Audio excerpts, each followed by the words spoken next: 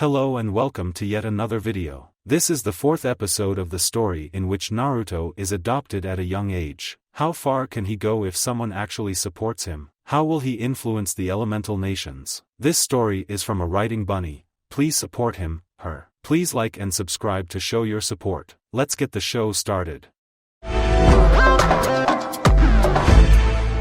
Kazekage's office. The Yondaime Kazekage was ready to bang his head on the table. Maybe if he hit hard enough he would knock himself out and wouldn't have to deal with any of this mess. Maybe he would even stay out long enough for it to resolve itself. But no, however tempting the idea was, once he was the Kazekage, he had to deal personally with whatever major crap happened in Sunagakure. And this definitely counted as major crap. His predecessor didn't warn him that days like this might come, but to be just, his predecessor couldn't give him much advice on anything, with that mysterious disappearance incident and all. He tried to remember what so terrible he had done to deserve this, but his mind drew a blank. It must be bad karma from previous lives, he decided. He forced himself to turn his attention back to the shinobi giving his report. It was another account of panic in the village. He suppressed a sigh and recalled everything he knew about the latest incident, both fact and speculation. Fact 1, Gaara is a murderous psycho.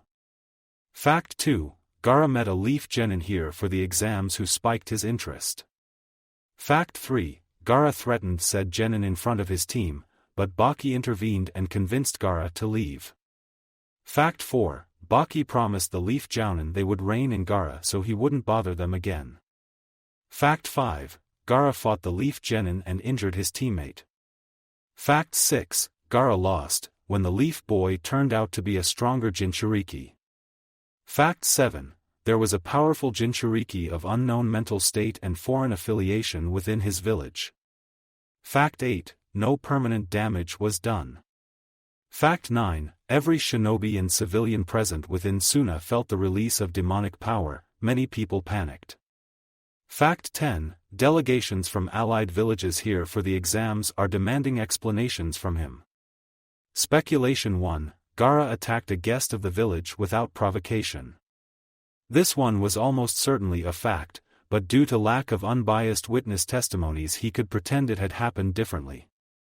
It was the only way he could save the face of Suna now. He considered his options. How can he weasel his way out of this without costing Suna any of its precious resources? How to salvage the treaty with Konoha? He knew that many of his subordinates hated the other village, but the treaty was one of the few things allowing them to put up a strong image. The budget cuts of their idiot of a daimyo reduced their strength considerably, and now there were even rumors of further reduction. If it happened, it might very well mean the end of Sand Village. If the daimyo baka ever learned they broke the laws of hospitability, it would be bound to happen. Their only chance was to deny it was them who attacked first. But he couldn't put the blame on Konoha either. The hidden leaf didn't need to break a sweat to make their lives difficult. If that accursed thing could just keep its temper in check. Such wishful thinking got him nowhere. He deeply regretted ever attempting to create an ultimate weapon. What was he even thinking? All previous hosts of Shikaku had turned out insane. Whatever gave him the idea that his son would be different? Strange, he hadn't thought of that thing as his son in years.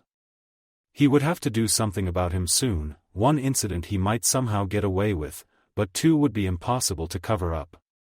He cut the useless stream of thoughts, instead concentrating on possible solutions. If he could just pretend that. And why not? If he could convince the leaf jounin to go along with it. Konoha didn't want to break their alliance with them, did they? With ninja politics it was always hard to tell, but he believed he was right on this account. With a plan formed in his mind, he proceeded to take action. Inside Naruto's mind he once again found himself walking the familiar dark, damp hallways of his mindscape. He didn't want to be here, but he knew there was no choice. If the demon wanted to speak to him, he had no choice but to obey. He strolled through the long corridor until he reached the cave that housed the Kyubi.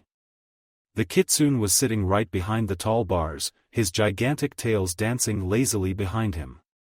"So here you are," he drawled. "I was beginning to think you got lost within your own mind." "Sorry to keep you waiting, Kyubi-sama," Naruto answered sarcastically. "I see you have many more important matters to occupy your time here." "Impudent whelp," the demon growled, but somehow he didn't sound really angry to Naruto.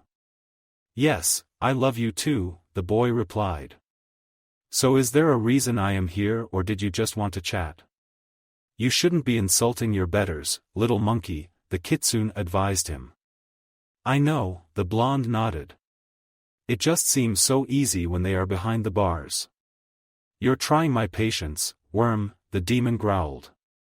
Now it sounded like he was getting annoyed. Naruto decided it would be safer to quit his teasing. "I apologize, oh great and powerful one," he said without twitching. He didn't sound particularly honest, but the Ninetales decided to ignore it. He just snorted. "Now we have the formalities out of the way, we should get down to business," the Ninetales suggested. "As you saw today, you are nothing without my power." "I wouldn't put it quite that way," muttered the boy. "Oh?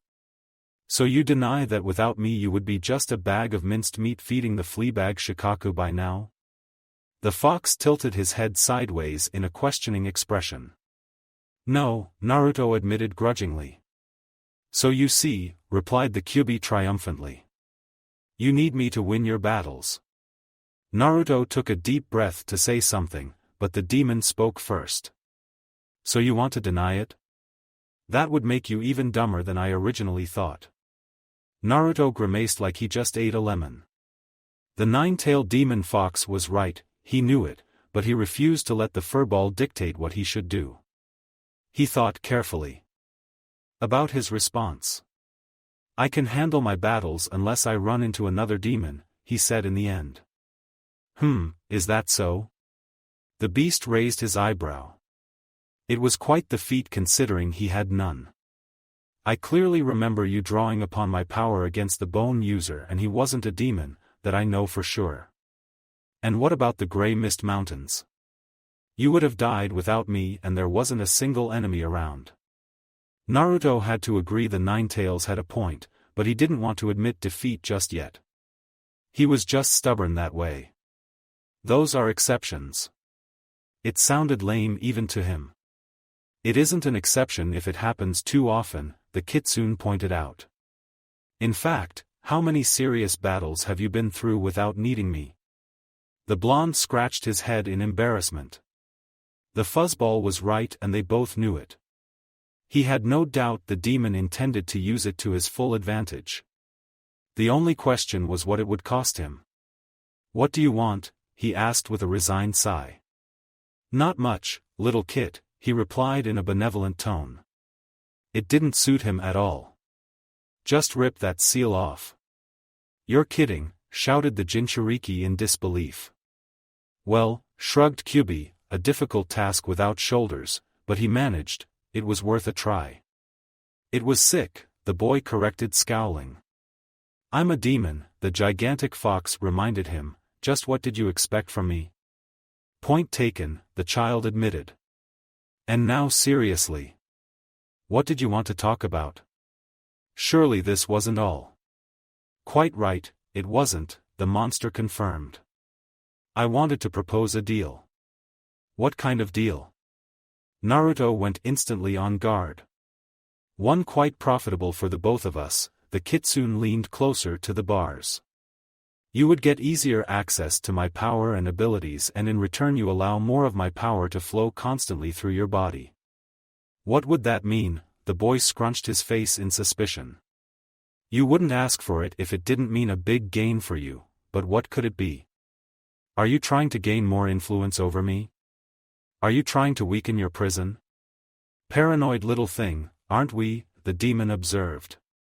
"Just why do you think everything I have to say is a trick?" "I don't know," the blonde shrugged. "Maybe because you are just an overgrown kitsune and all kitsune are notorious tricksters? Or was it because you don't like me one bit?" Maybe I'm just naturally suspicious to all offers that sound too good to be true, because they usually aren't true. And just what good would it do me? Kyubi retorted.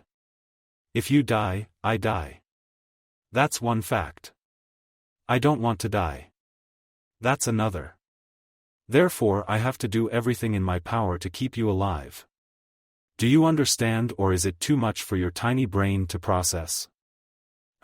It is a sound reasoning, Naruto admitted, but that doesn't mean you wouldn't try to get out using any means available. I have just your word that you'll behave.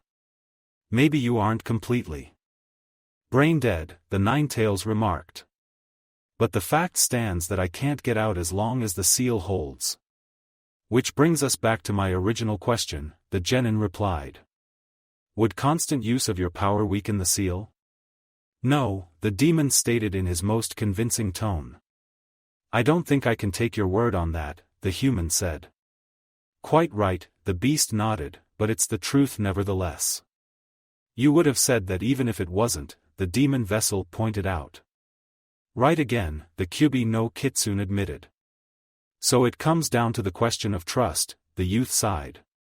It appears so, the fox grinned. Naruto gained a perfect view of his teeth. We might spend an eternity discussing it and still not come to any conclusion. Do you have that much time? I do. So we're stuck, the Konoha genin threw his hands around in an exasperated gesture. Do I have to answer now? Yes. The monster seemed excited to hear his answer. Really, the young ninja doubted. If it is so beneficial for you, then why would it be just a one-time offer? Oh, I have a lot of time, the Kitsune elaborated, but you don't. The Chunin exams start in 3 days' time and you would be facing a lot of tough opponents there. Do you think you can handle them alone? Naruto's worried face was answer enough.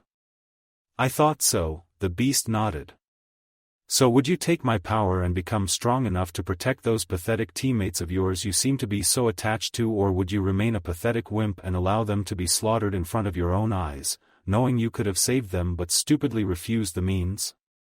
Naruto almost accepted. He was sorely tempted to do so. He would do nearly anything for his precious people, but a sliver of doubt still lingered. Then an image of Gaara shot through his mind. Mother wants blood, the boy had said. He didn't understand what he had meant back then, but suddenly it started to make sense. A sick, twisted sense, but sense nevertheless. Was the other Jinchuriki talking to his demon? Was that what made the two of them so different? Would he end up just like him if he accepted the offer? Did using the Kyubi's power regularly mean turning into a monster? No, he decided. I cannot accept your offer. Think about it carefully, the tempter replied. Do you really want to be powerless when your dear girls are in danger? I'm far from powerless, he scowled. You think so, the Nine-Tails chuckled. Yes, I think so, the blonde replied with absolute certainty. Well, your choice, the fox shrugged. When your dear friends die, don't come crying to me, unless you are ready to accept my offer. I'll remember it, the genin promised. If you excuse me, I will take my leave now. Just go, Kyubi said in a disinterested tone. And if you ever change your mind, you know where to find me. Naruto paid him no mind and left his mindscape. Kazekage's office. Tenzo wouldn't even try to deny he felt nervous about being called to the Kazekage's office. The situation at hand was a mess. The Hokage had sent them to the exams to show the strength of future generation of Konoha shinobi, not to cause an international incident, though, the man supposed, Naruto had proven his prowess quite spectacularly. He had been worried out of his mind when he had felt the outbreak of demonic energy near Suna. It had been so much worse when he had realized there had been 2 sources of the tainted power. The thought of his little Naruto fighting against a demon made him shudder in fear. Then he had run into Hataru and the frantic girl told him about their encounter with the deranged Gaara. He swore. Exactly what he had been trying to avoid had happened. He ran toward the battle zone at top speed. He knew that his meager powers couldn't stand against the force being unleashed, but he had to try anyway. When he saw Naruto standing above his fallen opponent, he had been immensely relieved. There was still a bit of worry. Naruto had never before used so much power it had formed a whole tail, but the boy had it under control. He managed to suppress the Kyuubi's power and passed out shortly thereafter. He had carried him to the hotel and entrusted him to Daisuke, the medic in Konoha's delegation. The man had already treated Hotaru and assured him the girl would be alright in time for the exams. Tenzo waited until he examined Naruto and declared him mostly healthy, just exhausted. Only after that he took time to consider what he should do next. The problem was he had never been much involved in village politics, much less international one. Even his time in ANBU gave him only marginal understanding of who is in power and what are their areas of interests. He had only vague idea about the value of the treaty with Hidden Sand and who gained what from it. Should he put on a strong facade? Should he be polite and agree to whatever Suna would want? One thing he knew, he would defend Naruto no matter what. The only one who could order him otherwise was the Hokage, and he was 3 days away. Speaking of which, he would have to be informed. But what would he report now? It wasn't like they brought messenger birds with them. This situation would probably resolve itself before the Sandaime would receive word that something had happened. He'll wait and send his report once this situation was over. This was when a messenger from the Kazekage approached him, informing him he was summoned before the Suna village leader. Here it comes, he thought. For better or worse, this matter is going to be resolved soon. He was led into the audience chamber. He had fully expected it to look similar to the Hokage office back in Konoha, but it couldn't be more different. There was no table and no racks filled with scrolls. Instead there was just a raised dais separated from the rest of the room by transparent curtains. Behind them the Kazekage was sitting cross-legged in his full regalia, his face covered by a veil. Oh, and did he mention there were guards everywhere? He didn't know how he was supposed to act. Visitors were probably supposed to kneel upon being given an audience. But he wasn't the Kazekage's subordinate. He was the wronged party here, and if he behaved too submissively, he might find the tables turned on him. He opted to just bow deeply. He waited for the Kage to speak first. There has been an unfortunate incident earlier this afternoon, the robed man started, his tone sharp. A fight has broken out close to the village. Why didn't you inform us you brought a Jinchuriki to our village? We aren't required to inform the host village about the abilities of the contest participants, Tenzo replied evenly. He noted that the Kazekage fired a powerful shot right at the beginning of the conversation. As far as his limited experience in diplomacy went, that wasn't something usually done. So what was the other man up to?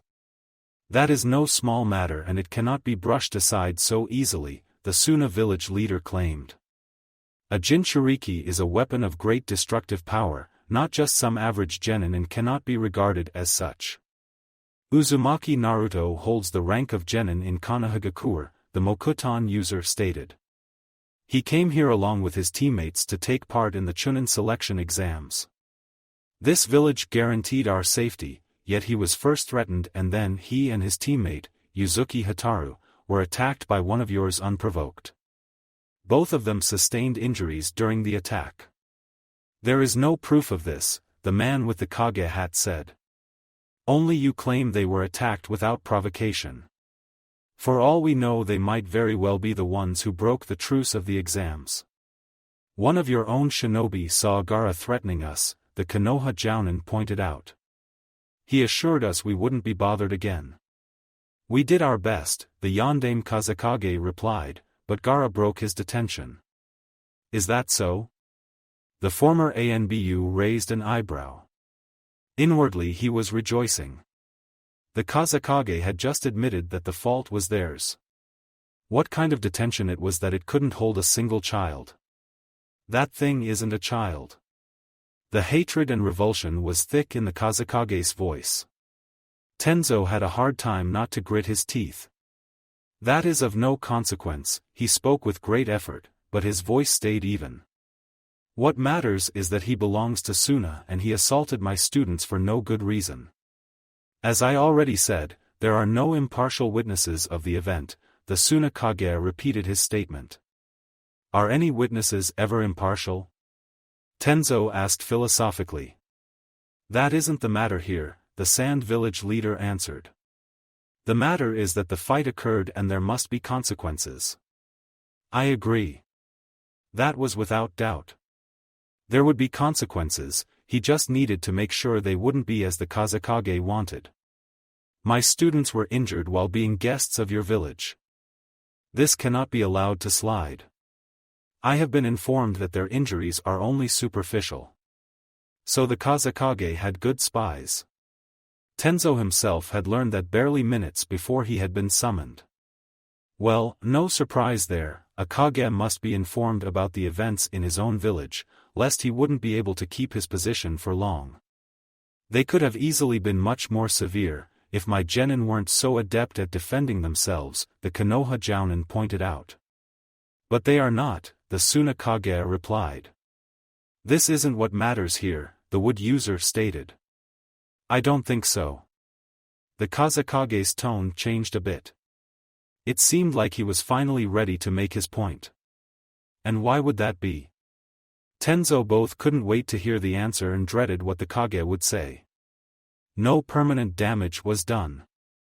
Even though somebody managed to prove without a doubt who is at fault for the incident, there wouldn't be a high penalty for the offender, the man with the Kage hat claimed.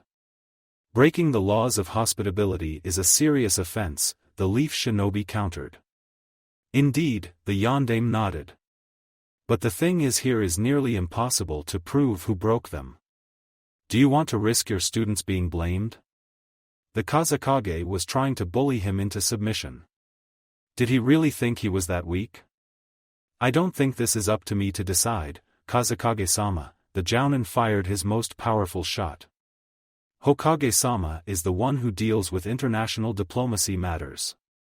It would be better to inform him and wait for his decision. Konoha is 3 days of travel from here, the Sand Village leader reminded him. He wouldn't get the message before the exam starts. That was exactly what Tenzo had been thinking earlier. Should we just put you under guard until his answer arrives? That would mean missing the exams. Tenzo was torn on what should he do. They were in the right, but Suna was the Kazekage's playing field. He had a lot of ways to make their lives miserable without breaking any treaty. What else could be done, he asked. He didn't like it a bit, but it seemed like he couldn't maintain the strong facade anymore. He couldn't confirm it, but he thought the Kazekage smiled behind his veil. It didn't improve his mood any. As I have already stated, no permanent damage was done, the robed man spoke. There is no need to make consequences out of this. He had been claiming the exact opposite just a minute before, but Tenzo didn't think it would be wise to call him on it. We might pretend that the boys just engaged in a friendly spar and got carried away. A battle with so much demonic power released could hardly be called a spar, but the former ANBU could name a couple of worse cases of stretching reality. Then there would be no need to turn this into an international incident. It already was one, but it was a good way of sweeping trouble under the carpet. Tenzo had to give him that. This way your genin might be even allowed to take part in the Chunin exams, under one condition. Oh, well, he knew it was too good to be true. I have to think about the safety of my shinobi, and allowing somebody as dangerous as a Jinchuriki into Chunin exams isn't standard procedure. There is no rule against it. While that was true, there were many other reasons a determined person could come up with to deny somebody participation in the exams. They both knew it very well. Nobody takes kindly to a village sending overpowered candidates for Chunin exams, the Kage pointed out. It was another well-known fact. Tenzo considered defending Naruto, but that would mean revealing his abilities to a foreign shinobi, something that simply wasn't done. He decided to wait for the Kazekage to speak. I can allow him into the exams under one condition: he wouldn't use his demon's power. That sounded reasonable, but something important was being left unsaid. What would happen should he use his power anyway, he asked. I cannot tell him not to defend with all his might in a life-or-death situation. He would be disqualified from the exams, the Kazekage announced. This is reasonable, the Konoha Jounin said. It didn't mean any serious hindrance for his students. Naruto never used his powers if there were any other possibilities. I am glad we reached an agreement, the Tsunakage said. You are excused now. Tenzo deeply bowed and exited the room. Despite the initial scare, nothing serious had come out of the incident. Yet, a more cynical part of his brain added. He sighed. He had to write a report for the Hokage about this. Hotel Naruto woke up to the sensation of his whole body hurting. What could he have been doing the day before to still be in that much pain? Fighting the sand-wielding wacko, now he remembered. That last blow that sent him flying must have been worse than he had thought. He slowly opened his eyes. He was lying in his bed in the hotel. Somebody finally woke up, sounded a cheerful voice. Hotaru, he smiled. So you are all right? A bit sore and bruised, but I'll live, the girl recounted. I'll even be back in shape for the exams. That's great, the blonde exclaimed. It would be really a pity if after all they had been through they weren't able to compete. Oh, and not to forget, the kunoichi added, Tenzo-sensei wanted to talk to you as soon as you woke up. Where is he? Right here, said the man closing the door behind him. So how do you feel, Naruto? Good, the young genin answered. I'm glad to hear it, the former Anbu smiled. You gave us quite a scare. I'm sure it was nothing compared to how I was scared, the bedridden blonde said. Quite likely, but that's not all I wanted to talk to you about. His tone turned serious. I imagined as much, the boy replied. I had a rather unpleasant audience with the Kazekage, their sensei informed him. Sorry, Naruto apologized for all the trouble. What did he have to say? About me beating his son? His son? Tenzo was genuinely surprised. He didn't mention that. They don't exactly get along, the genin explained. That's putting it mildly, the older man grimaced. The image of the Kazekage calling Gaara thing appeared in his mind. You have no idea, replied the Jinchuriki, thinking about the assassins. But back on the track, what did he have to say? A lot of things. I won't bore you with the full recount, but it boils down to two things, the former Anbu summed it up. First, we pretend that there was no life and death battle. If anybody asks, it was just a friendly spar. What? The boy exclaimed. But he hurt Hotaru.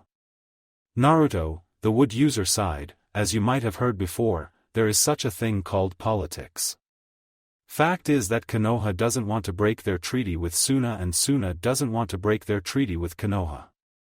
If a shinobi of Konoha being guest of Suna was attacked by a Suna shinobi, that is what would happen. But because nobody wants that and no permanent damage was done, we pretend it didn't happen at all. Understand? I understand, the boy nodded. I really don't want to start a war here. That's well, Tenzo smiled before turning all serious again. And now on to the second thing.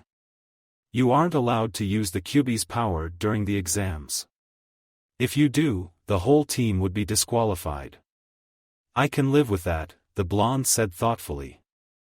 I don't use it unless somebody's neck is on the line anyway, and in such situation screw the promotion. That's good that you understand, the Jounin smiled slightly. And now listen what I have to say to you. There would be absolutely no wandering off alone again. But why? The genin was confused. I don't think Gaara is in the state to try anything else. This isn't just about Gaara, the man explained. We barely averted an international crisis here. We wouldn't be able to cover up another incident. Understand? I think so, The blonde slowly nodded, but I don't understand. What do you think might happen? Anything unexpected. I still think you're paranoid, the boy sighed, but well.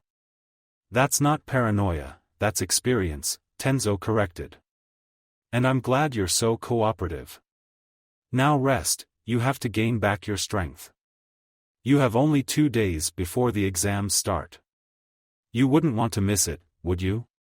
Of course not. The child looked scandalized.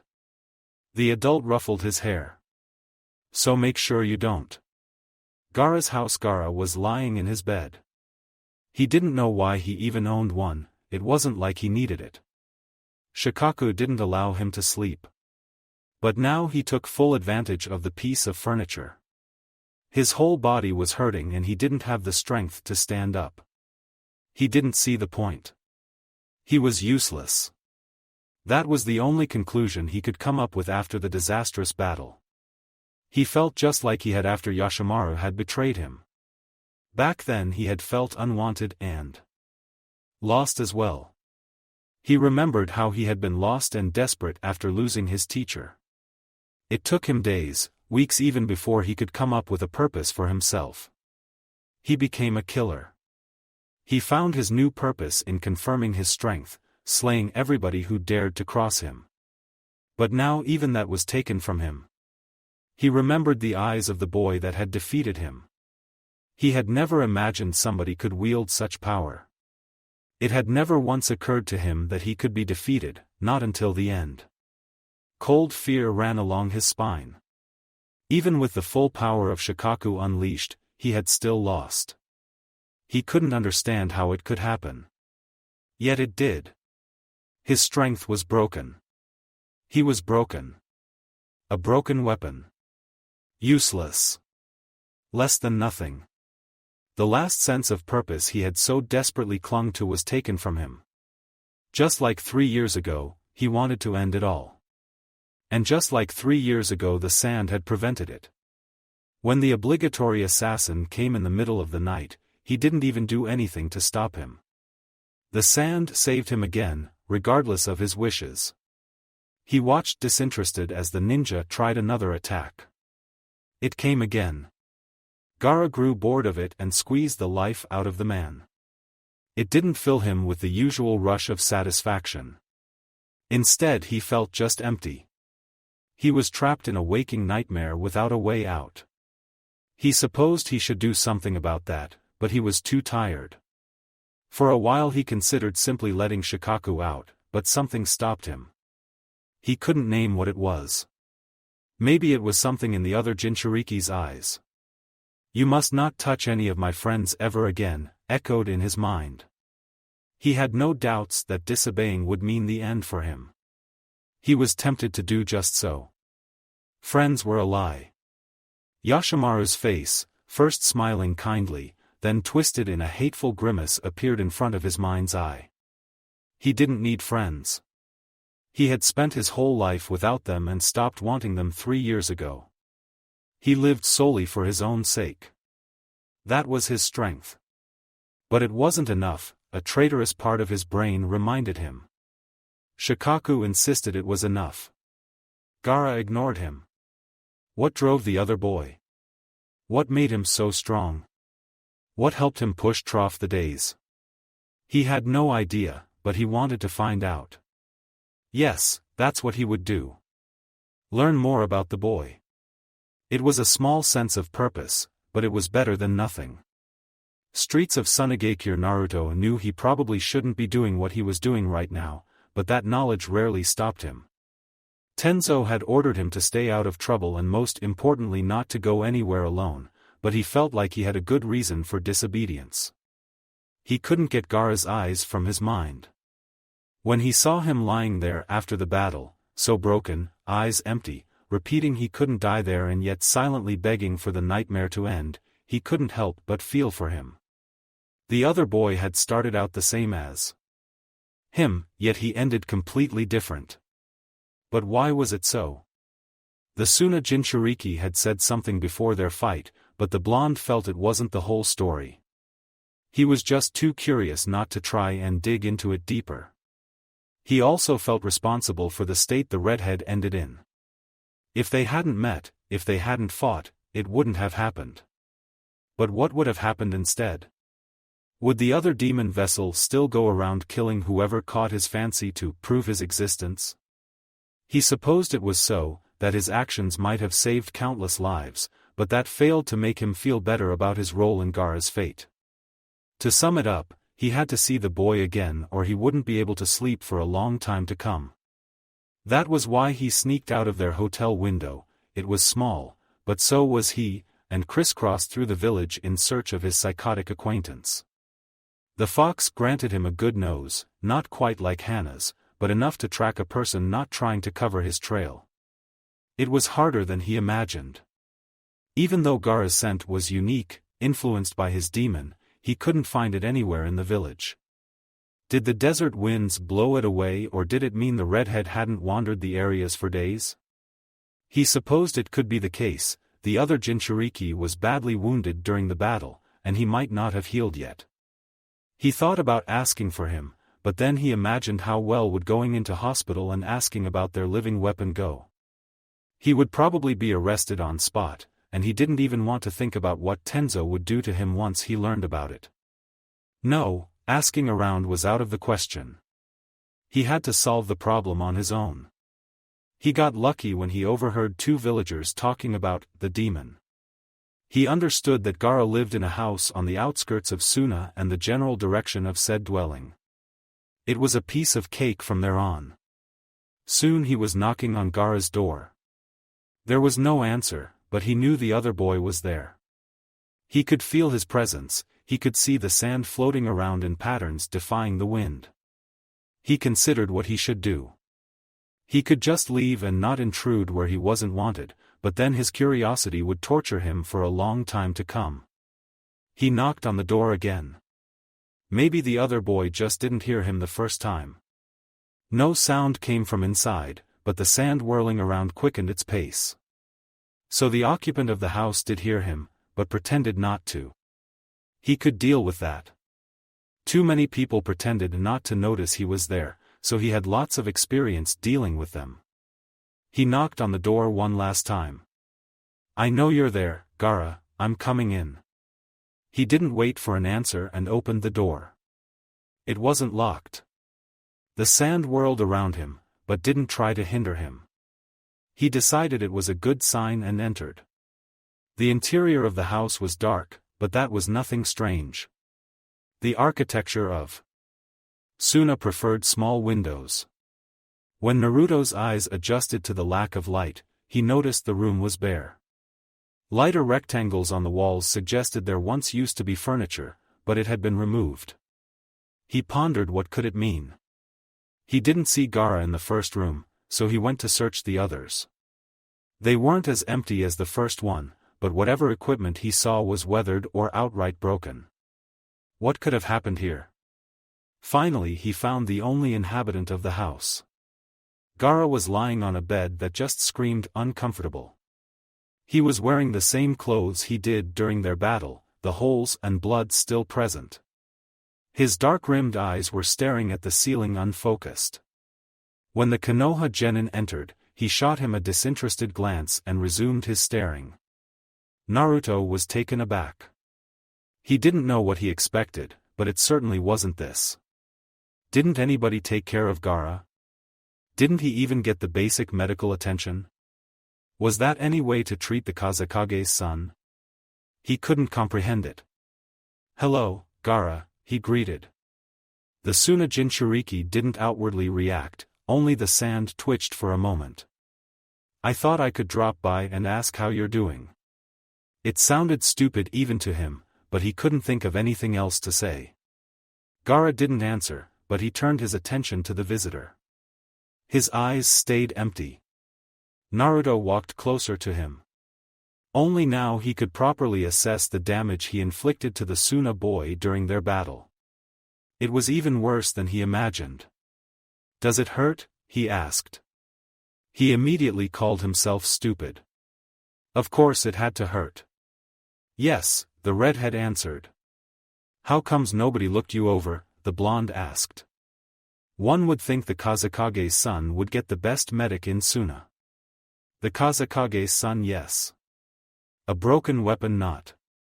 The statement was delivered in completely unemotional voice, as was typical for the Suna Jinchuriki. That's just sick, Naruto stated. Maybe I could help you, he offered. I'm no doctor, but I can at least clean the wounds and dress them. Why would you do it? The vessel of Shikaku seemed genuinely puzzled, though it was hard to tell. What do you mean, why? The Konoha genin didn't understand. You're hurt and you need help. Why do you care? It was a good question. The blonde wasn't sure how to answer it. I don't know, he shrugged. I just do. So would you let me help? Yes, Gaara said after a moment of consideration. Good, Naruto smiled. Where do you have bandages here? Bandages? The redhead asked like he truly didn't know what they were. Bandages, the young leaf ninja explained, you know, that long white stripes of gauze you wrap on injuries. I wouldn't know, the tattooed youth replied, I've never been hurt before. Oh, well, no matter, the blonde genin said. I have some in my emergency kit. It should be enough. Now I just need some water. Where's the bathroom here? Second door on the left, the owner of the house answered. Thanks. Naruto ran out of the room and returned shortly with a basin full of water. Here we go. Now let's get you out of these dirty rags that used to be your clothes. Gaara watched him impassively, but helped his self-proclaimed nursemaid in undressing him. I'll cleanse your wounds now, the Kyubi Jinchuriki explained, it hurts but it has to be done or else the wound festers and that hurts even more. The patient listened in silence.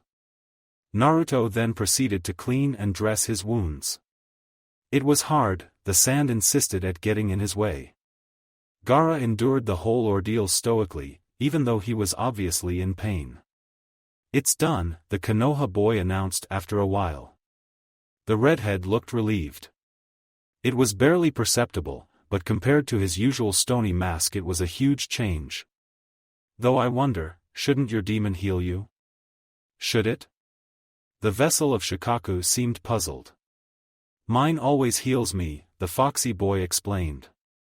No matter what happens to me, I'm alright in a couple of days max, and that if my wounds were really serious. Small cuts disappear almost instantly. Mine protects me from injury, Gaara answered. That's a good thing, the spiky-haired blonde said. Not always, the bedridden youth stated. What do you mean? The blue eyes bore into him questioningly. It doesn't matter, Gaara replied. Despite finding talking to Naruto refreshing, there were things he would never tell anyone. Ever. I want to know, the redhead started his first question in the conversation, where do you get your strength from? You mean my power? Naruto wasn't sure what the other boy was talking about. No, Gaara shook his head, I mean your strength. What makes you fight even against overwhelming odds? I fight to protect, the leaf shinobi answered. I know that should I fail, it would mean not only my death, but deaths of those I hold dear as well. That's why I cannot give up no matter how hurt or exhausted I am. Is that so? The Suna boy asked. I've always fought only for myself. I thought that made me strong, but then you came and defeated me. I realized I wasn't strong after all. If it helps you, you were the toughest opponent I ever fought, Naruto offered. But I lost anyway, Gaara objected. I want to be strong like you. I want to be of use again. That's good, the Konoha Jinchuriki smiled, but why do you look like you expect to fail? I don't have anybody to hold dear. Even this statement was delivered in the same tone as a weather forecast. That's not good, Naruto scrunched his forehead in thought. I know how it is to be all alone. I used to be alone too, but that was a long time ago. Since Tenzo-sensei took me in, I had somebody to care for and who cared for me. Then I got my teammates as well, I guess I got lucky. I can't imagine what would have happened if I stayed alone. But we were talking about you. Is there really nobody you could call a friend? No. It was an expected answer, but it hurt to hear it anyway. What about just an acquaintance? Naruto prodded. Somebody who isn't quite a friend, but treats you well? Maybe. I'm not sure what treating well exactly is. It brought home the point of just how bad Gaara's life had been. That's a start, the blonde smiled reassuringly. What about family, then? We already covered your parents, but do you have any other relatives? I have a brother and sister, Gaara answered. I rarely see them. I see, Naruto nodded. It's not much, but it's a beginning. There are people you can make friends with. I tried that before. It didn't go well. The redhead didn't even want to remember that time. It made him feel so powerless. Thankfully it was long in the past. I understand, the Kyubi Jinchuriki nodded sagely. In Konoha, there are few people outside my team who don't treat me like a contagious disease. Naruto, Gaara asked with uncertainty in his voice. Can we be friends? You want to be friends with me? The blonde was surprised. Never ever in his whole young life had anybody asked him that. Yes. Gaara's dark-rimmed teal eyes were full of hope. Yes, Gaara, I want to be your friend. There really wasn't any other answer he could give to those eyes. That is if you don't mind that I live in Konoha and we probably wouldn't get to see each other often. It's better that nothing, the redhead pointed out. And you'll be here at least for the Chunin exams. Yes, Naruto nodded, but they won't last long. Then we should make the most of the time we have, Gaara suggested.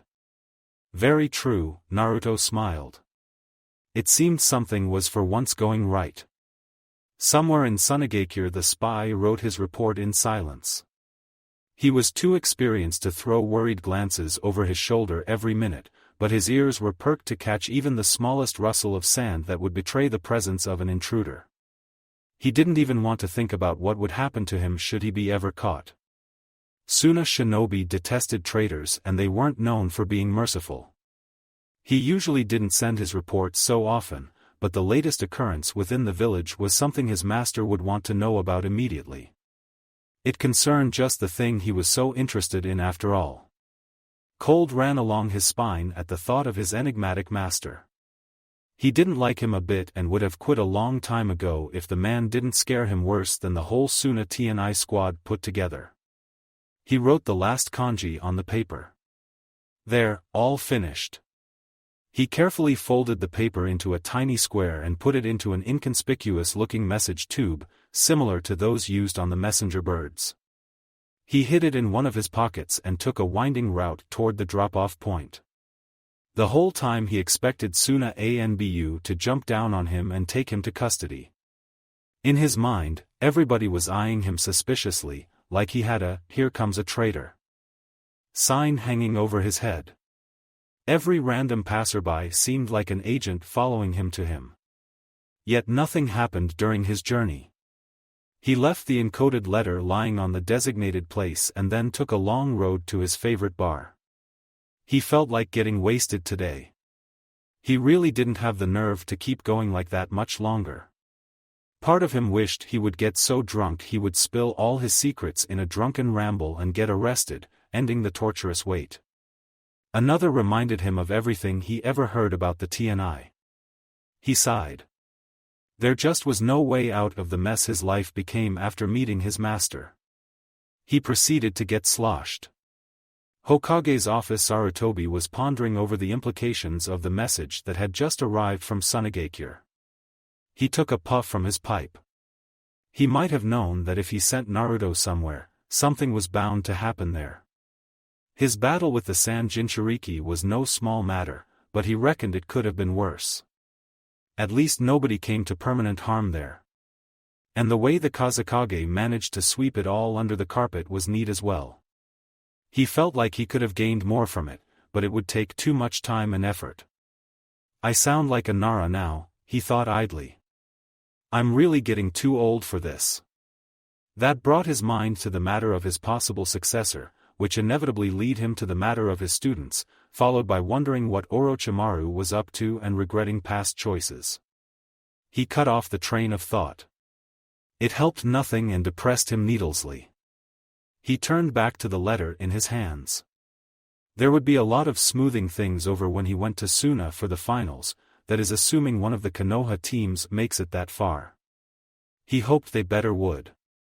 He wasn't looking forward to a trip into the Great Wind Desert in his age, but sacrifices must be made. Compared to others he had to make during his life, this one wasn't that bad. But even if a diplomatic crisis was averted, there were still other matters that needed addressing. Namely the fact that Suna had a Jinchuriki, they had him for the last 9 years approximately, he was clearly psychotic, whole Sunagakure knew it and Jiraiya's spy network didn't give him a single report about it. Just what was his pervert of a student doing? Did he spend all his resources on chasing after Orochimaru? It was true that he had ordered him to do so lately, but if he just had been more decisive, if he just had been a better teacher. Stop it, he chided himself. He returned back to the matter of Jiraiya, his spy network and their competency. How comes that in all those years they weren't able to dig up a public secret? He'll be having a word with his wayward student the next time he visited, which might be years later. He sighed. He really was too old for this. He should find a successor soon. Hopefully one that would actually last. Oh, he already got through this routine once today. But that didn't make it any less true. He was just about managing during the peacetime, he was almost certain he wouldn't be able to handle another war. And his instincts told him there was something big brewing. He had no idea what, but experience said he wasn't going to like it. Few people would. Morning before the exams, Naruto could barely sleep with excitement the night before the exams. He realistically knew it was going to be tough, but after he had defeated another Jinchuriki, he just couldn't bring himself to care. Sure, there was the matter of being prohibited from using the Fox's power during the exams under the penalty of being disqualified along with his whole team, but he didn't intend to take the arrogant demon on his offer anyway. He took a while to polish his brand new ninjato. His old one was broken by Gaara's sand and Tenzo bought him a new one at a local shop. It was expensive, but it allowed him to better channel wind chakra. One simply had to admire such a piece of work. Speaking of Gaara, the two boys had made fast friends. Tenzo had at first been furious, when he had learned that Naruto had snuck off and threatened to lock him in a cage. That didn't prevent the boy from sneaking off again the next day after training. Gaara was now feeling better and they spent the evening talking about anything and everything, Naruto learning a lot about what the life of a Jinchuriki in Sand Village was like, telling much about his own in return. Then barking announced the arrival of the Himura triplets, their mistress, and their sensei, and Naruto was dragged back to the hotel by his ear and locked in a brand new wooden cage for the night. He didn't mind. The next morning the exam started and Tenzo had to let him out. If only the girls didn't snicker the whole morning, his life would be perfect. Hataru wasn't so excited. Her previous experience with Chunin exams cured her of that. She might be better prepared now, but the fact that she got injured before the contest even started, and by a child no less, brought worry to the forefront of her mind. At least the psycho isn't competing, she consoled herself. Hana was talking to her dogs.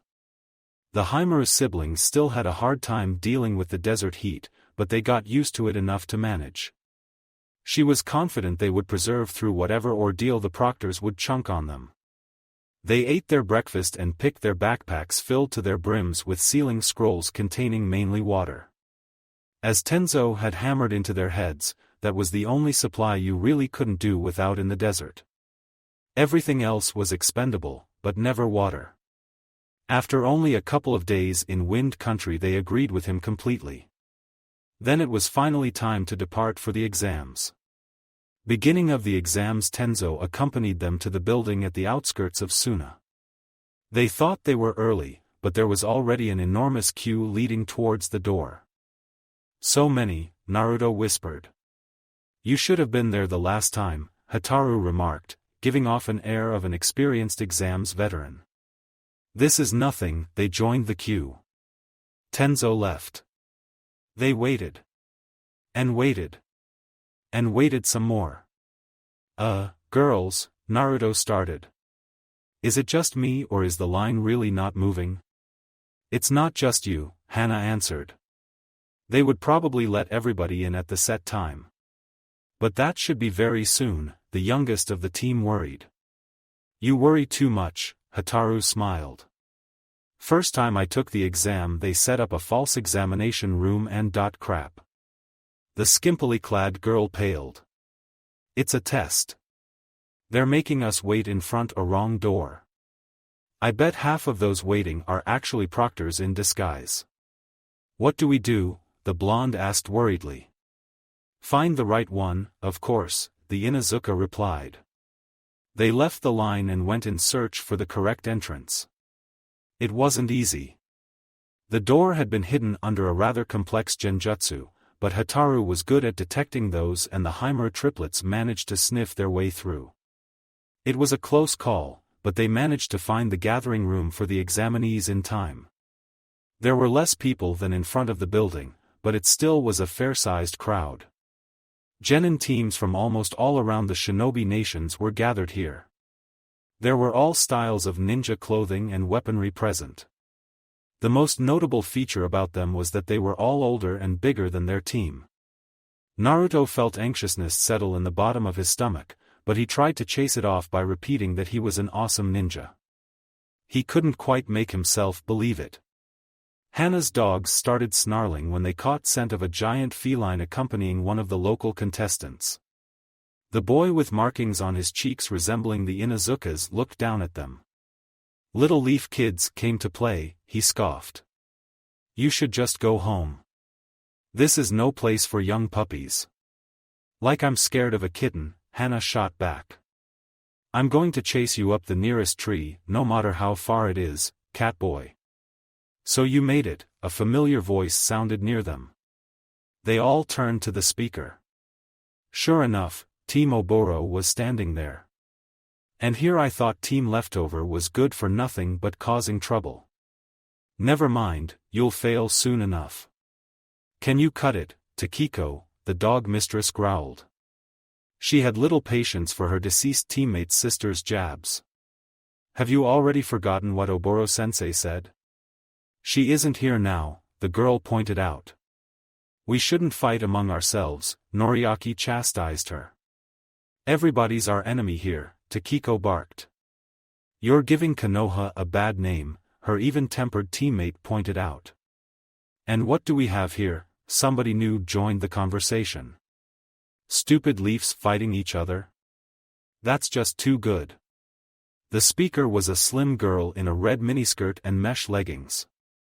A tight-fitting top completed her attire. There was an IWA headband tied in her black hair.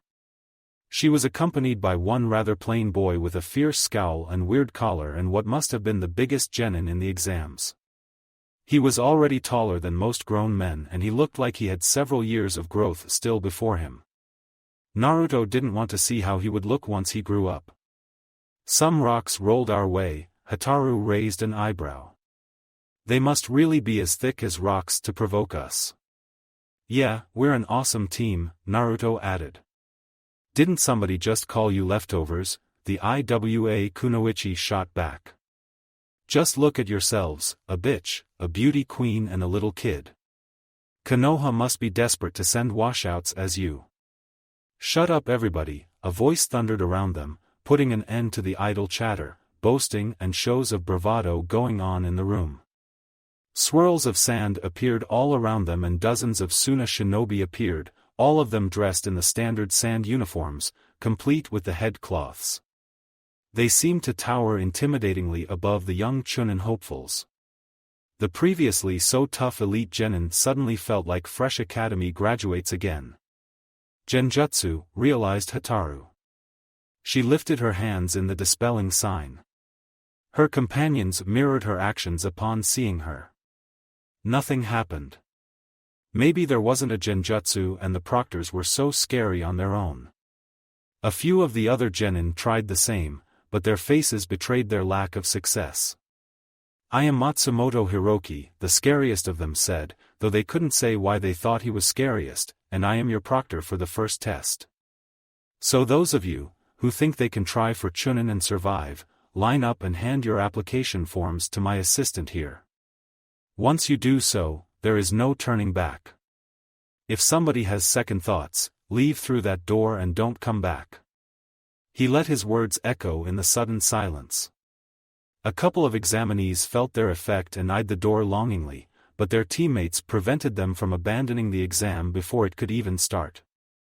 Everybody left their forms with the scowling proctor and walked back to wait for the first test to be revealed. Everybody finished, Hiroki asked. Good.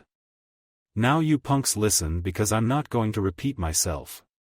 There is an old monk living in the Great Rock Labyrinth not too far from Suna.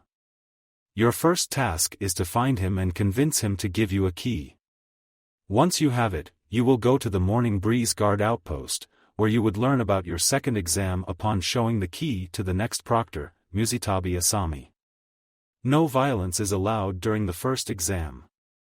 If anybody is caught fighting, his whole team would be immediately failed, no pardons given.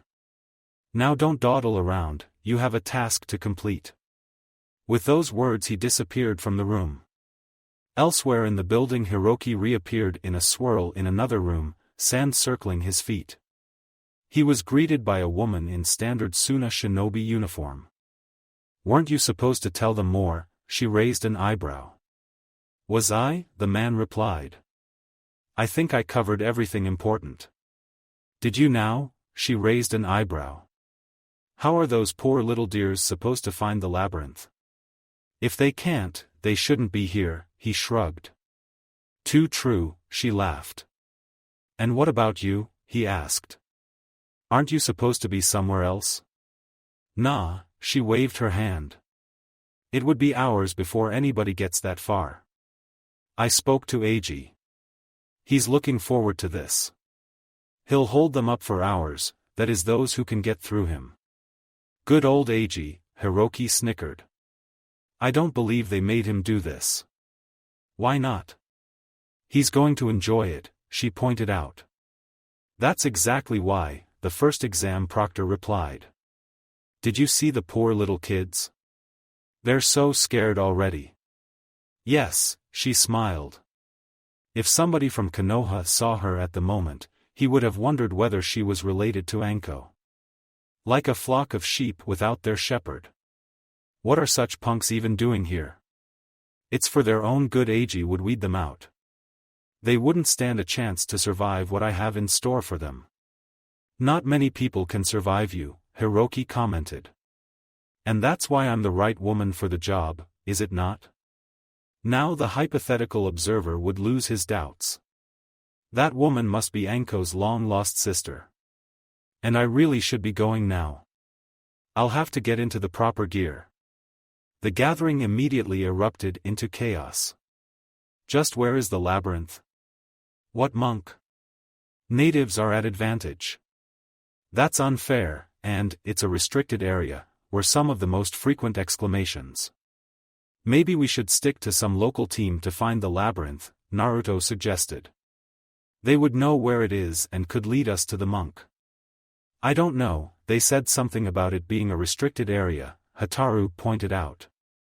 But at least they know where the place is, Hana replied. Inside we'd be on our own. So let's go, the youngest team member prodded. Some teams are already leaving. You're right, let's go, the Inuzuka concluded the discussion. They stuck to the backs of the Catboys team, while Team Oboro stuck to theirs. They walked out of the building in silence. They strolled down a few lanes, before the Cat Master spoke up. What are you doing following us? He snapped at them. We're going to the labyrinth, Hataru answered like it was the most obvious thing in the world. Go some other way, I'm in no mood to smell dogs all the time, the Suna Genin replied. Why should we? Hana raised an eyebrow. This is a public pathway, isn't it? Because if you don't I'll make you, the cat boy explained. His giant feline accented it with a hiss and show of its teeth. I'd like to see you try, Naruto scoffed. Well you just might, the older blonde sneered. Akira. The shout came from the kunoichi on the Suna team.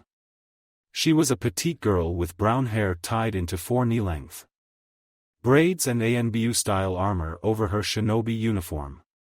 She carried a sword at her waist. We're not supposed to fight, have you already forgotten? Miju is right, their third teammate added. He was a tall and broad boy in reddish samurai-style armor. There is no use threatening them. We'll just lose them in the maze. Spoilsport, Akira grumbled, but turned around and followed the rest of his squad. Naruto turned to Team Oboro and mouthed, the same goes for you. Naruto, Hana chastised. You shouldn't be rude to fellow Konoha ninja. I know, the blonde admitted. It's just that Takiko is nasty to you. She has her reasons, the dog mistress replied. That doesn't make it right, the boy opposed. It does, the kunoichi in question joined the discussion. Quiet, all of you, the purple-haired girl ordered them. Just my words, Noriaki said. We have more important matters to attend to than your petty feud. What do you call a petty feud? Takiko snapped. Just this, her teammate answered. Team Tenzo didn't wait for the rest of their argument to unfold. They quickened their pace to catch up with the Suna team. Team Oboro joined them a little while later, Takiko still fuming, but thankfully silent. Soon they reached the border of the sand village. They noticed other teams near them. All of them were heading the same direction. They climbed up the cliffs surrounding Suna and ran over a vast plateau for about half an hour. Then they stopped. Cracks appeared in the stone under their feet, becoming wider and deeper the further they went. A sign, restricted area, do not enter, was mounted on a pole and they could see others 100 steps to both sides. It looks like we're here, Naruto remarked. Yes, Akira confirmed.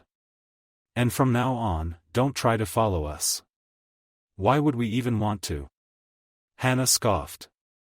You'll just get lost. Not going to happen, the cat user smirked.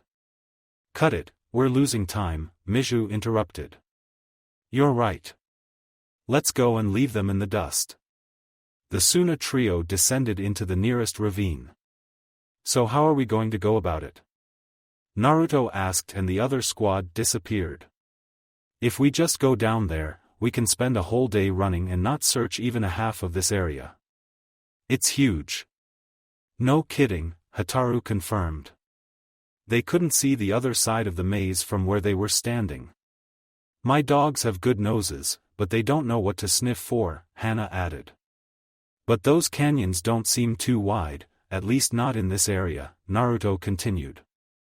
We could jump over them and look what is down there. Good idea, the Inuzuka agreed, but why do you suppose the Suna team didn't do it? They didn't think of it, the blonde offered. Look around, the brunette said.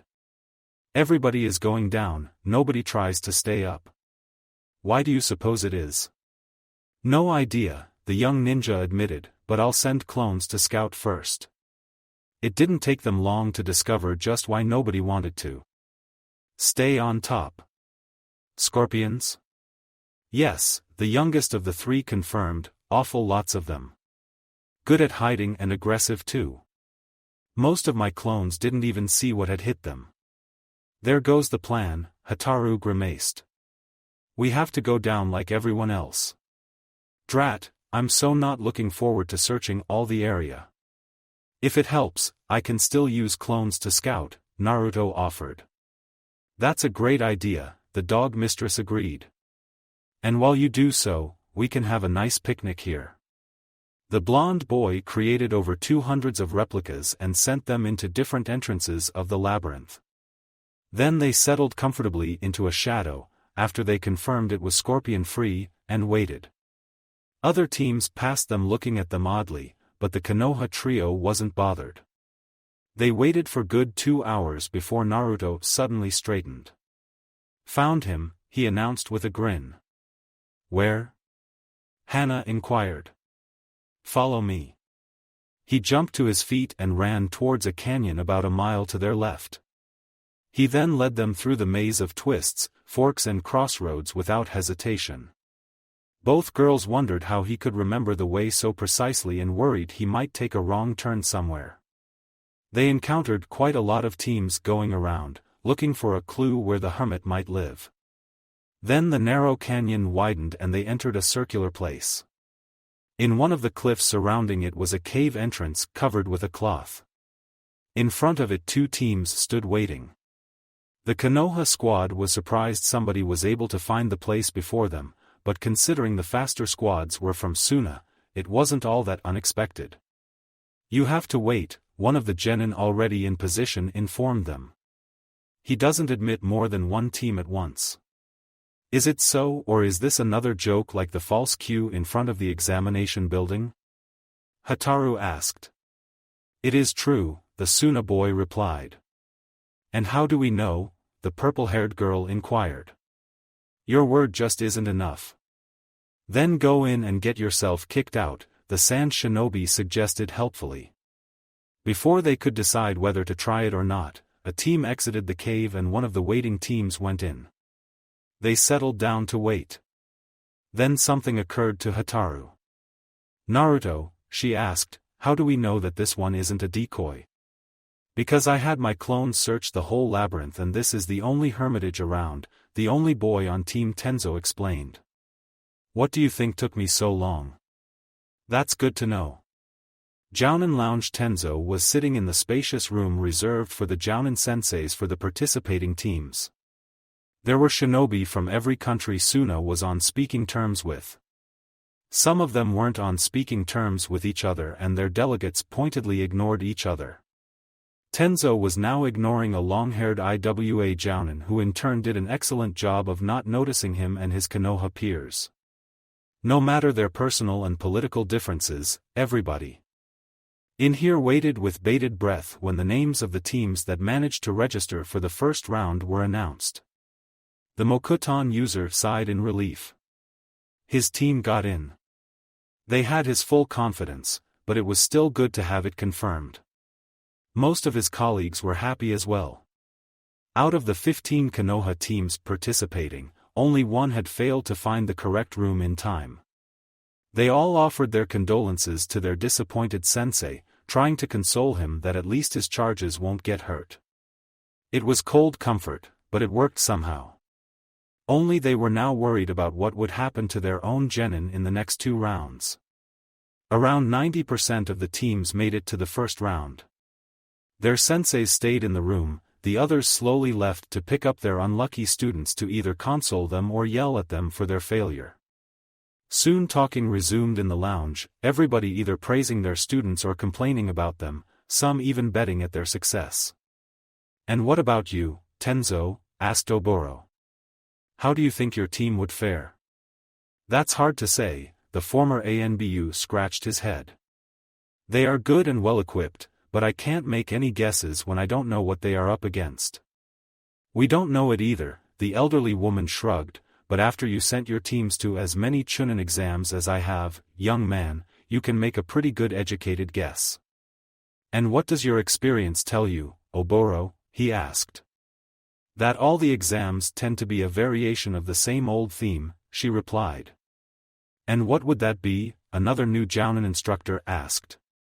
"Well, first comes the initial confusion," the woman started her explanation. "It is to see who can do their job even though they receive incorrect information somewhere along the way. Few teams ever fail that.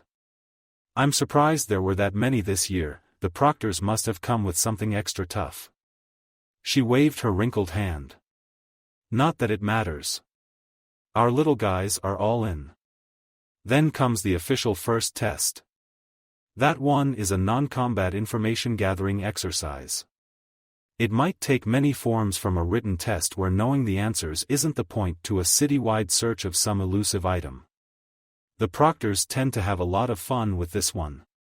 She took a sip from her water glass. The air was dry and speaking so much was hurting her old throat. Then comes the second test. This is always a mission simulation.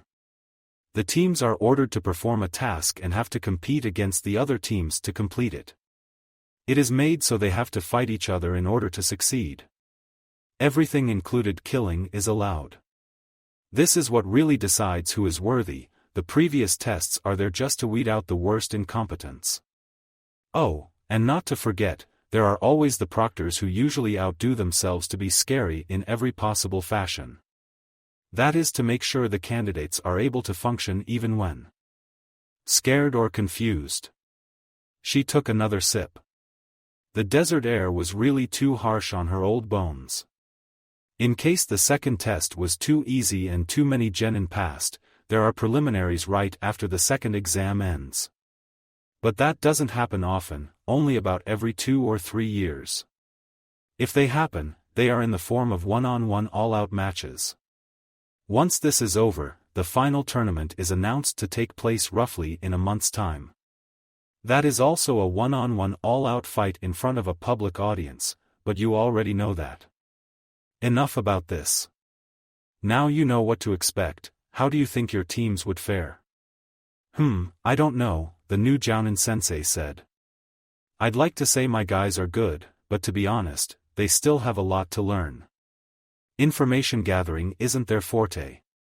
Well, Tenzo said, I have a well-rounded team. There's somebody for everything the proctors can throw their way. I'm afraid only that they might get lost in the desert or run into an overpowered enemy team. Why are you so worried about that?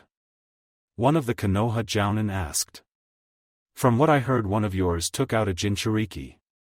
It's not that easy, said the wood wielder, and you shouldn't be talking about such things in public. You never know who might overhear. Though looking around, I reckon by this time tomorrow every village leader in the elemental countries would know. The man who spoke so unthinkingly looked ashamed. I'm sorry, he said. Sorry doesn't quite cut it, Oboro scowled. You are going to be in my report.